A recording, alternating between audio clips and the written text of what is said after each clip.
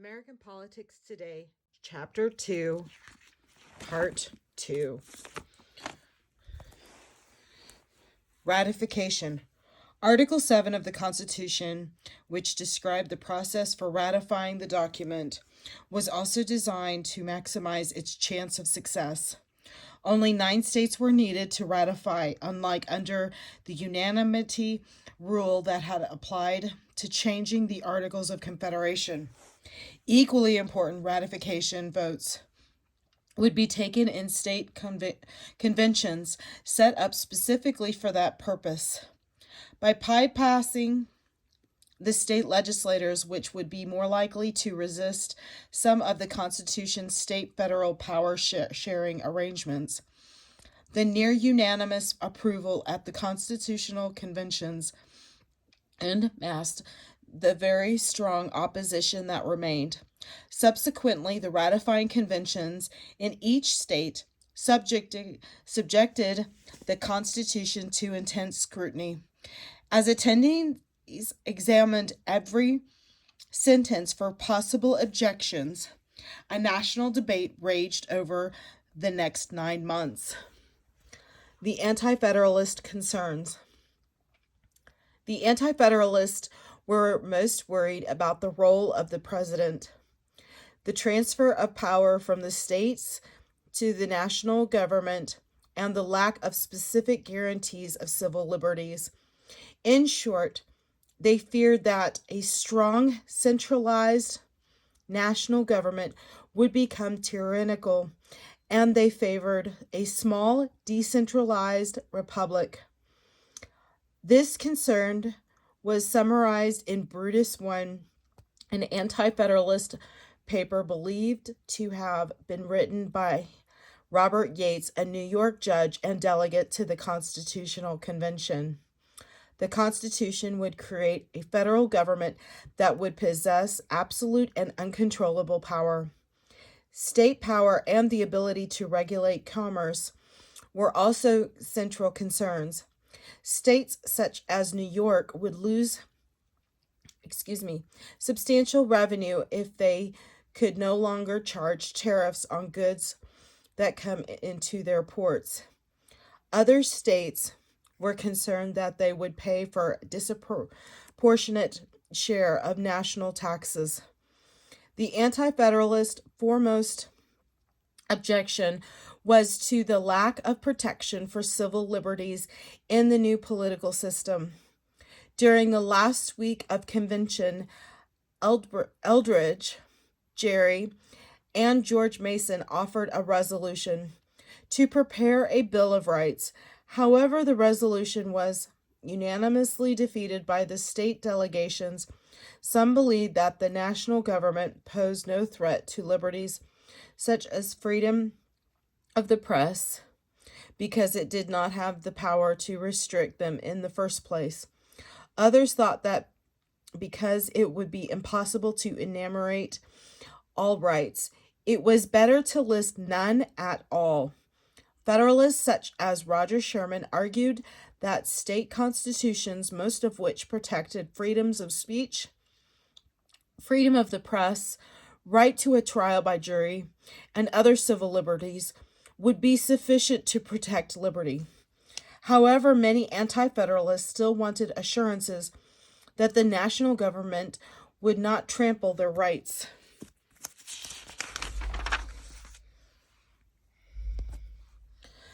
The Federalist strategies. The Anti-Federalists had many strong arguments, and there was no denying that the Constitution was really a leap in the dark. Many of the ideas of the document had never been tested, so the experiment in government had high risks and no guarantee for success. To try to reassure opponents of the Constitution, the Federalists counterattacked on several fronts.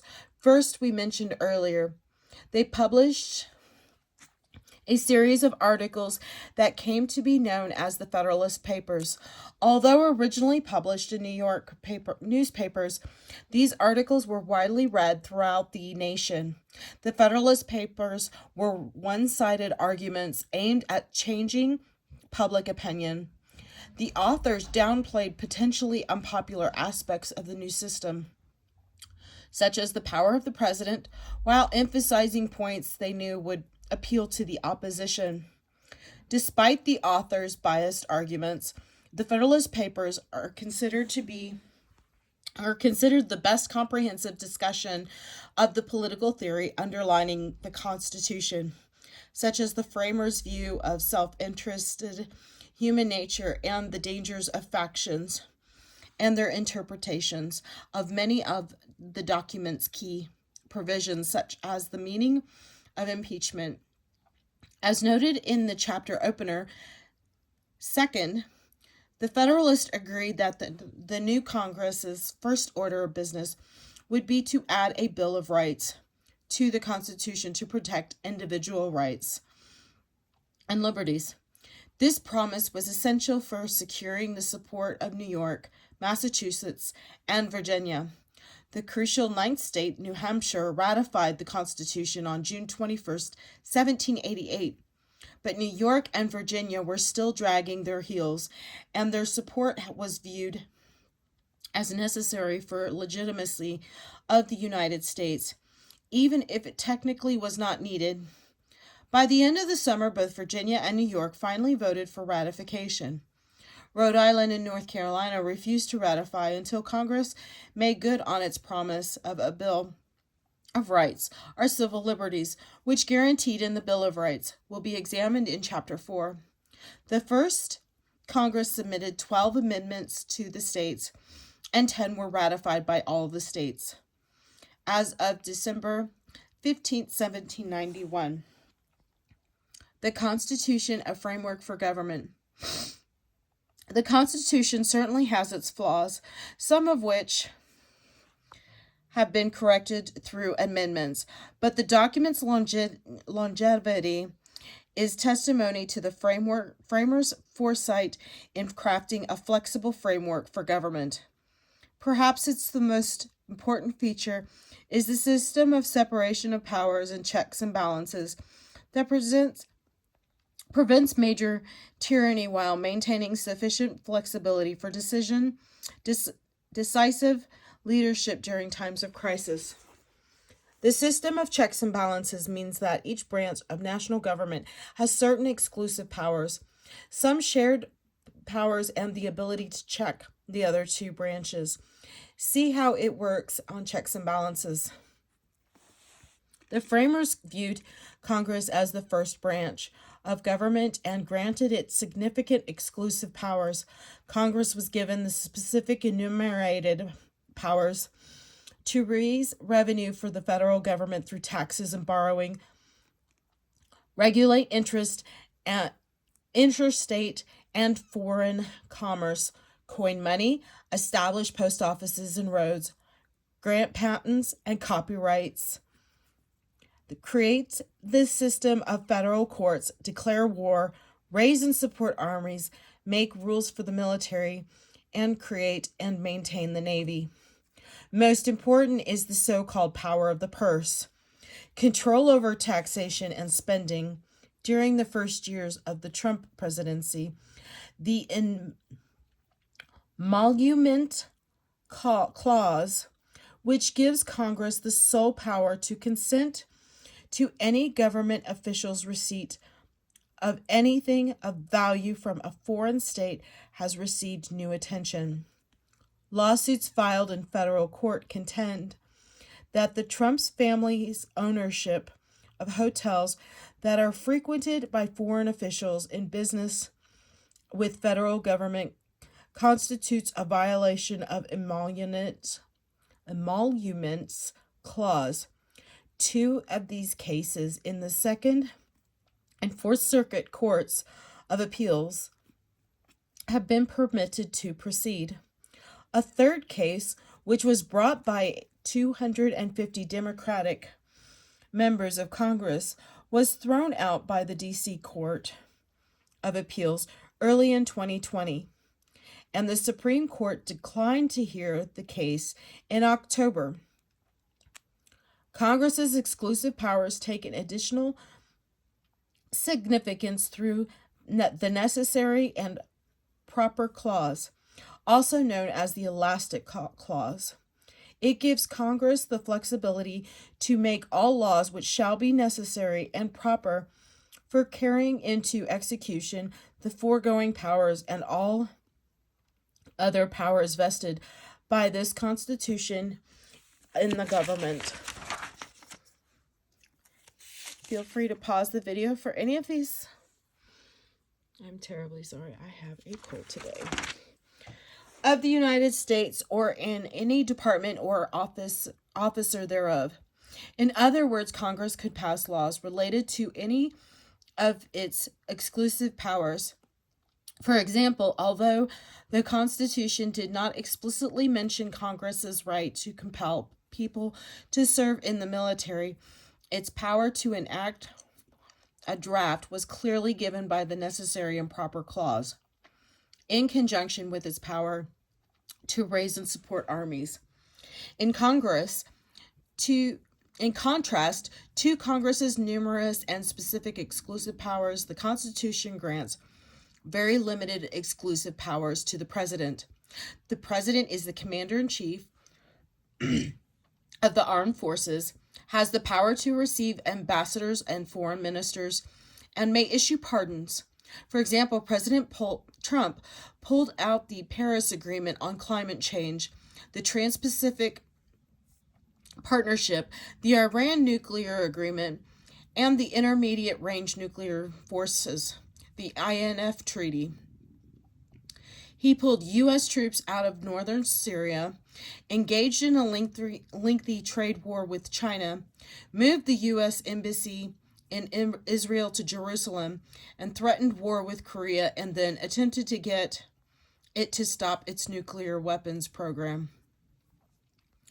President Trump also created a stir in 2017 when he explored the possibility of a preemptively granting pardons to everyone, including himself, targeted by the Justice Department's Russia investigation.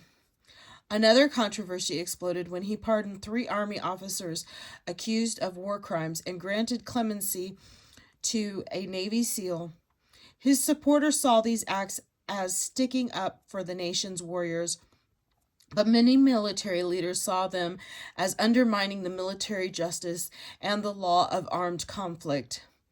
The President's most important powers are contained in the Executive Powers Clause, which says the executive power shall be vested in a President of the United States of America, and in the directive to ensure that the laws are faithfully executed. The courts did not receive as much attention in the Constitution as either Congress or the President. The most important positive powers that the framers gave Supreme Court were lifetime tenure for justices with good behavior and relative independence from the other 2 branches. The critical negative power of judicial review, the ability to strike down the laws and actions of other branches, will be discussed later in this chapter. Shared powers. Along with dividing the exclusive powers among the branches of government, the Constitution's system of checks and balances designates some shared powers. These are areas where no branch has exclusive control. For example, the President has the power to negotiate treaties and make appointments to the federal courts and other government offices. But these executive actions are to be taken with the advice and consent of the Senate, which means they were intended to be shared powers. In the 20th century, these particular powers became executive-centered, with the Senate providing almost no advice to the President and routinely giving its consent. However, the Senate still can assert its shared power, as shown by the Senate's blocking of several of George W. Bush's and President Barack Obama's lower court nominees, and Obama's nomination of Merrick Garland to the Supreme Court in 2016. The war powers, which included decisions about when and how to use military force, were also intended to be shared. After serious disagreements, the ultimate compromise that the framers reached shows checks and balances at work, with the president serving as commander-in-chief of the armed forces, while Congress has the power to declare war and to appropriate the funds to conduct war. Since the very early in the nation's history, the president has taken a lead role in the war powers. Presidents have authorized the use of American troops on hundreds of occasions, but Congress has declared war only 5 times. Of these, Congress debated the merits of entering only one war, the War of 1812. The other declarations recognized state of war already existed. If a president is intent on going to war, Congress must go along or get out of the way.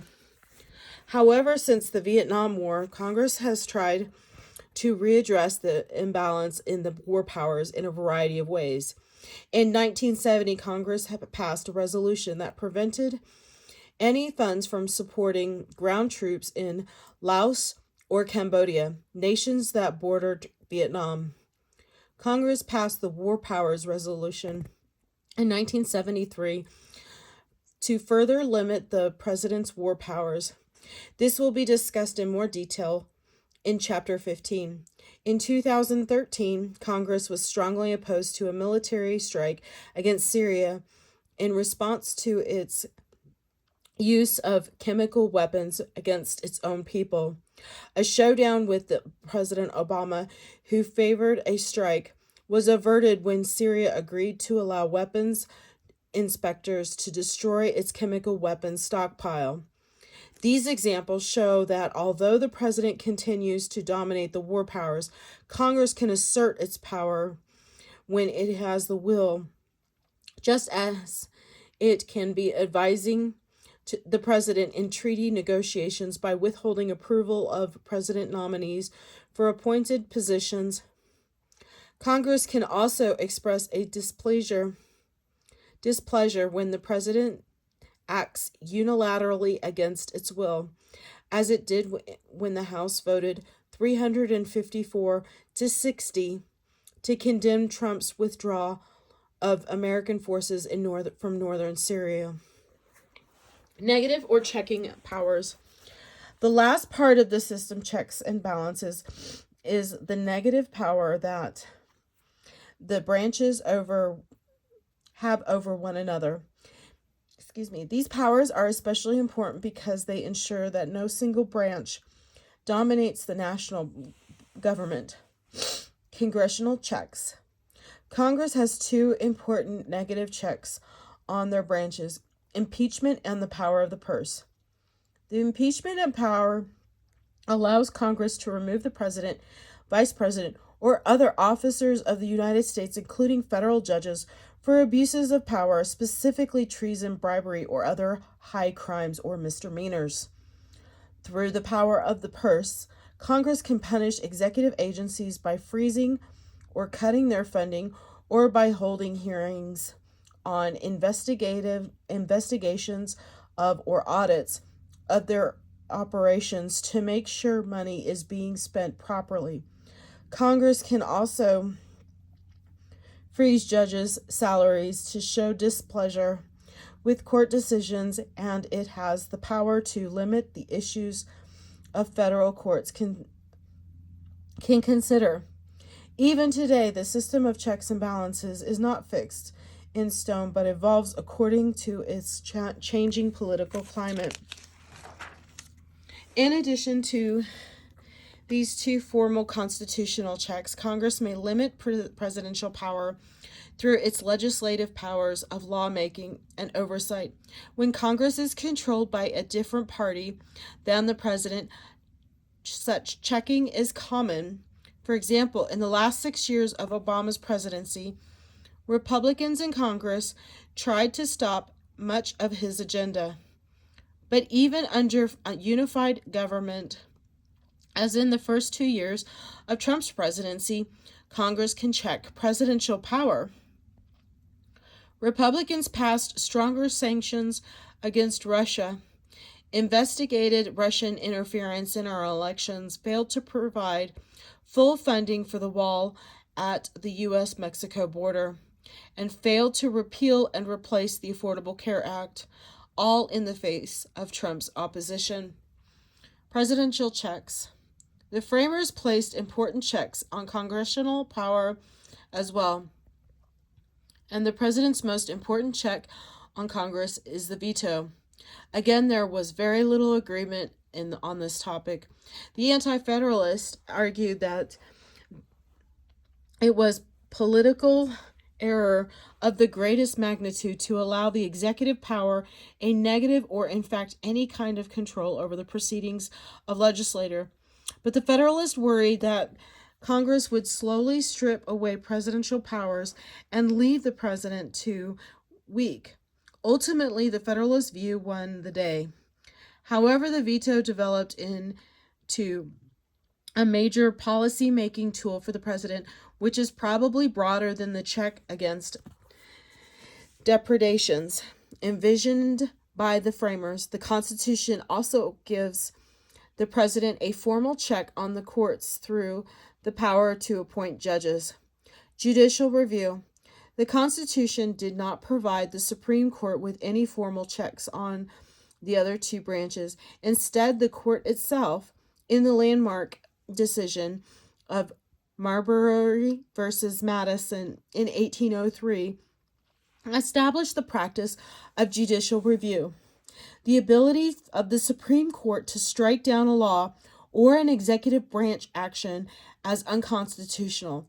For example, early in the Trump's first year, federal courts struck down the initial versions of his travel ban because they were viewed as discriminatory against Muslims. Although judicial review is not explicitly mentioned in the Constitution, supporters of the practice justify it by pointing to the Supremacy Clause, which states that the Constitution and the laws of the United States, which shall be made pursuance thereof, shall be the supreme law of the land.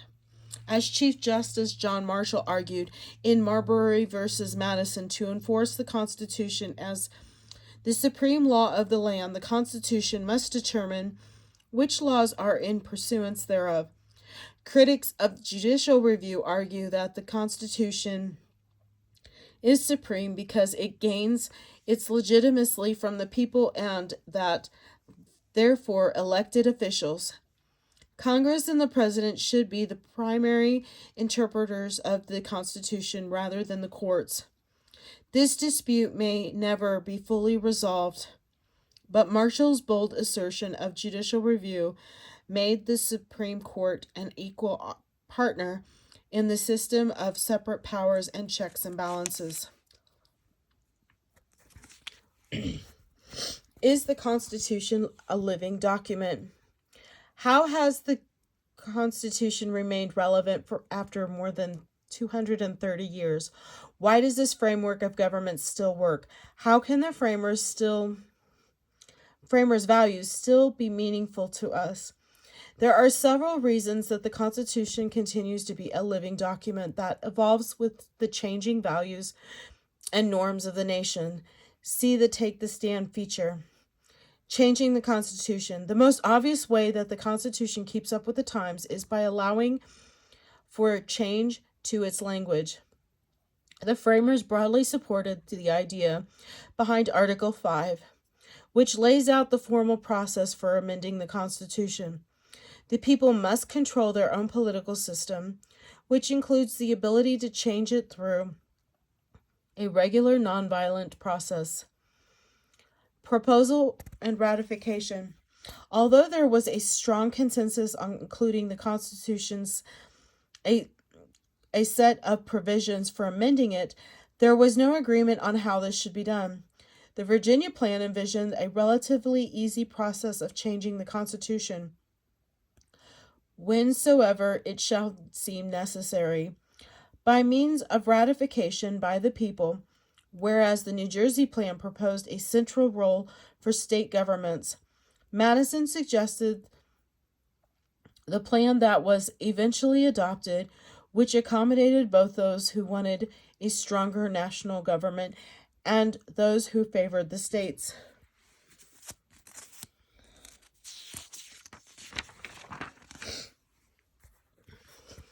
Article 5 describes the 2 steps necessary to change the Constitution: proposal and ratification.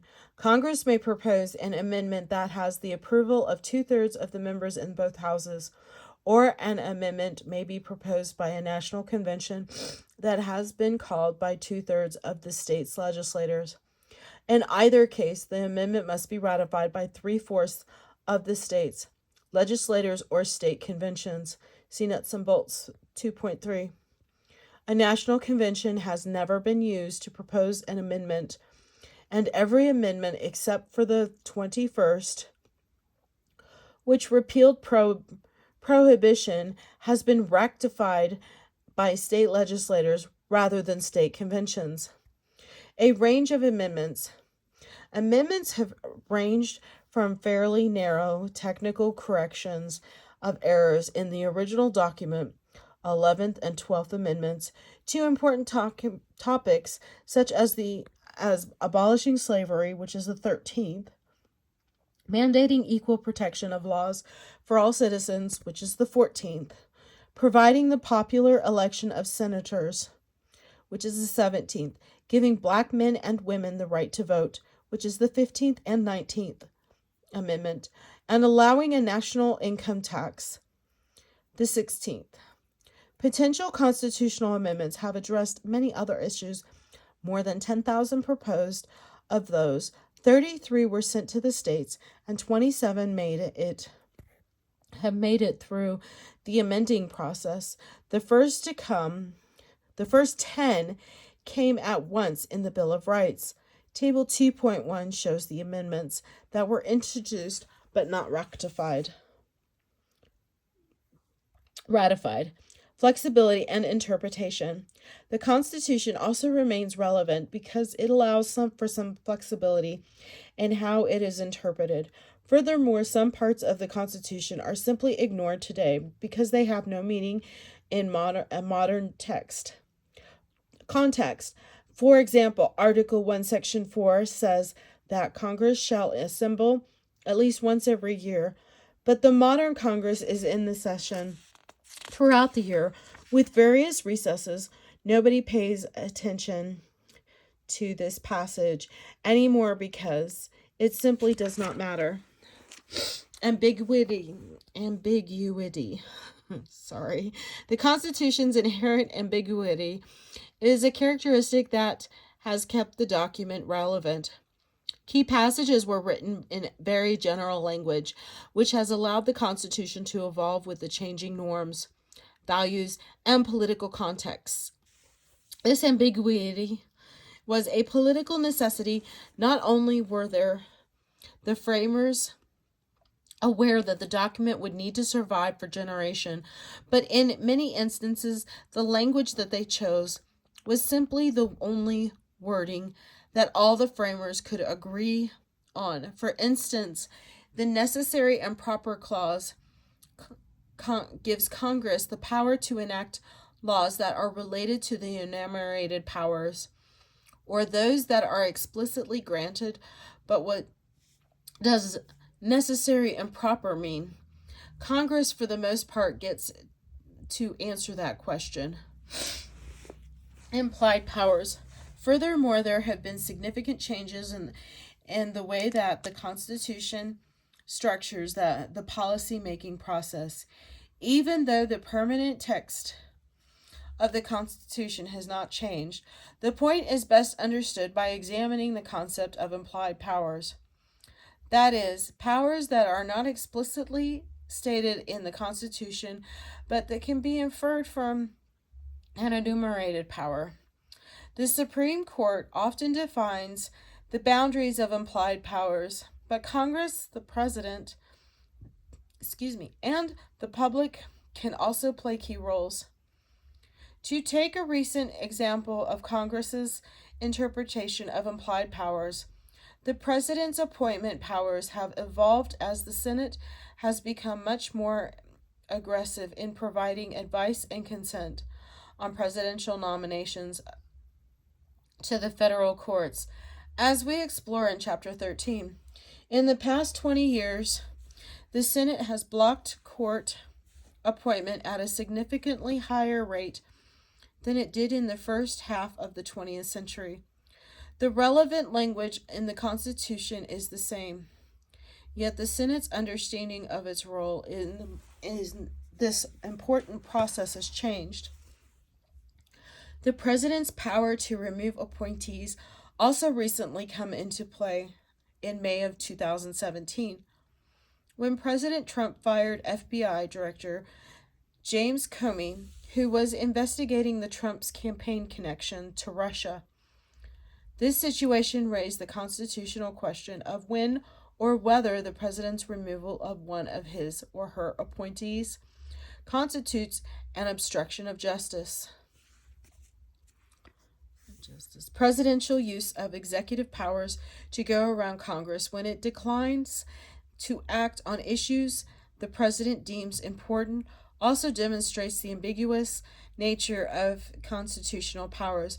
For example, Obama's action on EPA rules concerning carbon emissions and immigration policy, and Trump's use of executive orders to impose a travel ban on specific countries to limit the threat of terrorism were viewed as either appropriate and necessary executive action or constitutional overreach.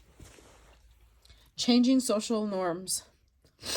Public opinion and social norms also influence the prevailing interpretation of the Constitution, as is evident in the evolving meanings of capital punishment, the death penalty, and freedom of speech. When the Constitution was written, capital punishment was broadly accepted even for horse thieves. Therefore, the prohibition in the Eighth Amendment against cruel and unusual punishments certainly did not mean to the framers that the death penalty was unconstitutional. However, in 1972, the Supreme Court struck down capital punishment as unconstitutional because it was being applied arbitrarily. Subsequently, after procedural changes were made, the court once again upheld the practice.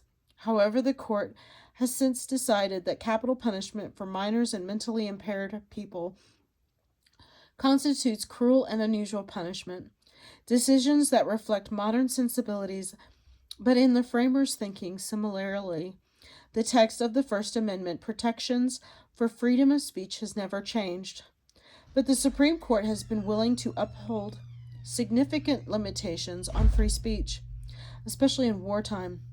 When external threats are less severe, the court has been more tolerant of controversial speech. The line between a new interpretation of the Constitution and the constitutional change is difficult to define. Clearly, not every new direction taken by the Supreme Court or new interpretation of the constitutional roles of the President or Congress is comparable to a constitutional amendment. In one respect, a constitutional amendment is much more permanent than a new interpretation by the court. For example, the court could not unilaterally decide that 18 to 20-year-olds, women, and African Americans no longer have the right to vote. Constitutional amendments expanded the right to vote to include these groups, and only further amendments could either expand or restrict the right to vote. However, gradual changes in constitutional interpretation are probably just as important as the amending process in explaining the Constitution's ability to keep pace with the times. Unpacking the conflict. As we discussed at the beginning of this chapter, the presidency of Donald Trump raises many questions about strength and resilience of the Constitution. Considering all that we know about the Constitution works, was American democracy in danger? Is our system of checks and balances working? While the presidency raised other new important constitutional questions, such as can the president pardon himself, and how does the emoluments clause apply to the complex real estate holdings of the Trump family? A look at the facts indicates that the Constitution is working just as the founders intended. The Trump presidency illustrates many of the themes of this chapter. The conflictual nature of politics established by the Constitution. There has been plenty of conflict, and the fact that multiple interpreters and ambiguous language provide the flexibility for our political system to respond to challenging times. Most significantly, elections served their function of imposing accountability, and there was a peaceful transition of power to protect against majority tyranny. The separation of powers and the system of checks and balances in our political system divide power by giving each branch of government the power to check the others and the additional check of divided power across the levels of government. Therefore, when the presidency starts to drift out the mainstream of American politics, Congress, the courts, and the state governments can reel it back in. We've seen throughout the chapter how our constitutional system has allowed the courts and Congress to effectively check the more extreme aspects of Trump's agenda that have alarmed pundits on the left, from Trump's proposed immigration and environmental policies to the failure to repeal and replace Obamacare, to the early versions of his travel bans, to his relationship with Russia. This self-corrective feature of our constitutional system means that no branch of government will attain disproportionate power for very long, and it has kept the political system stable. Even more fundamentally, the Constitution promotes long-term stability by providing the basis for resolving conflict through elections and representative government, rather than by taking up arms. Losers of one round of elections know that they have an opportunity to compete in the next election, and that their voices can be heard in another part of the government. Indeed, after heavy losses in 2016, Democrats were especially energized for the competitive 2018 midterms and taking back the presidency 2 years. Congress, the President, and the Supreme Court all must interpret the Constitution in the normal course of fulfilling their institutional roles, which also helps preserve an institutional balance of power. Having multiple interpreters of the Constitution is built into our system. The Trump presidency also compelled the general public to become more interested in the Constitution. If Americans are more informed about the Constitution, they can become even more significant interpreters of the Constitution. Finally, the general and ambiguous language of the Constitution means that both supporters and opponents of the president can find evidence for their views.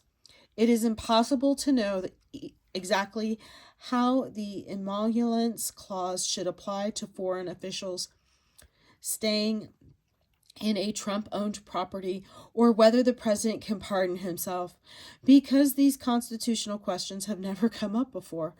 Therefore, answers to these questions and the broader health of our American democracy will continue to be determined by the outcome of the political process and democratic elections as established by the Constitution.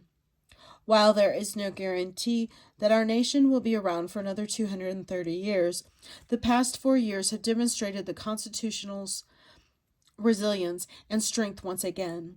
A leading constitutional scholar, Walter Murphy, addressed the relevance of the Constitution this way: the ideals it enshrines, the processes it prescribes, and the actions it legitimizes must either help to change its citizenry or at a minimum reflect of their current values.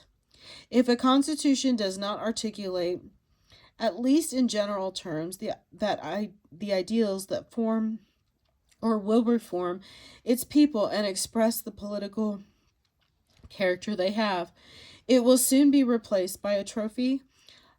The Constitution's ability to change with the times and reflect its citizens' values have enabled it to remain relevant and important today. Its flexibility and general language mean that there will never be a definitive answer to the conflict over its meaning, but they ensure that these debates will be enduring and meaningful.